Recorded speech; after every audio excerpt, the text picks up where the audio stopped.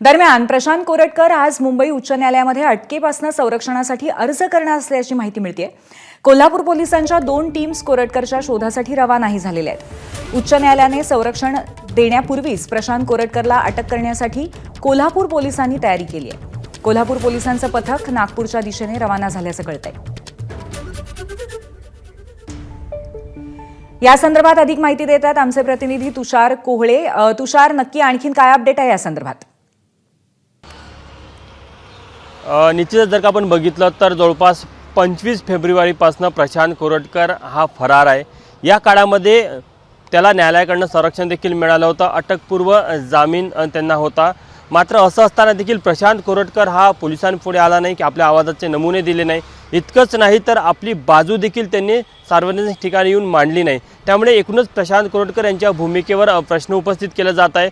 आणि सूत्रांकडून जी माहिती मिळत आहे की आज प्रशांत कोरटकर हा मुंबई उच्च न्यायालयाच्या मुंबई खंडपीठामध्ये अटकपूर्व जामिनासाठी अर्ज करणार आहे। काल कोल्हापुराच्या जिल्हा सत्र न्यायालयाने त्याचा अटकपूर्व जामीन फेटाळल्यानंतर आता प्रशांत कोरटकराकडे हा एक पर्याय शिल्लक आहे।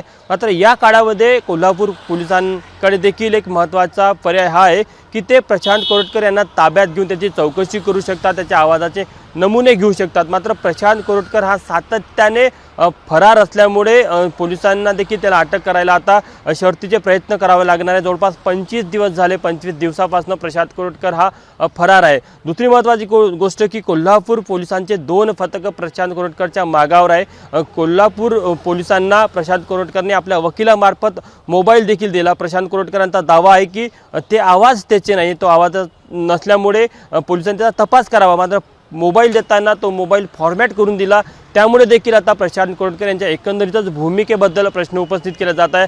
आज जेव्हा मुंबई उच्च न्यायालयाच्या मुंबई खंडपीठामध्ये प्रशांत कोरटकर यांचा जामीन अर्ज येईल, त्यानंतर या संदर्भात न्यायालय काय निर्णय देतं हे देखील बघणं महत्त्वाचं राहणार आहे। मात्र सध्या तरी जेव्हापर्यंत प्रशांत कोरटकर स्वतः पुढे येणार नाही आणि या संपूर्ण प्रकरणामध्ये पोलिसांना सहकार्य करणार नाही, तेव्हापर्यंत या प्रकरणाचा छडा लावण्यात पोलिसांना यश येणार नाही। धन्यवाद तुषार या माहितीबद्दल। एबीपी माझा, उघडा डोळे बघा नीट।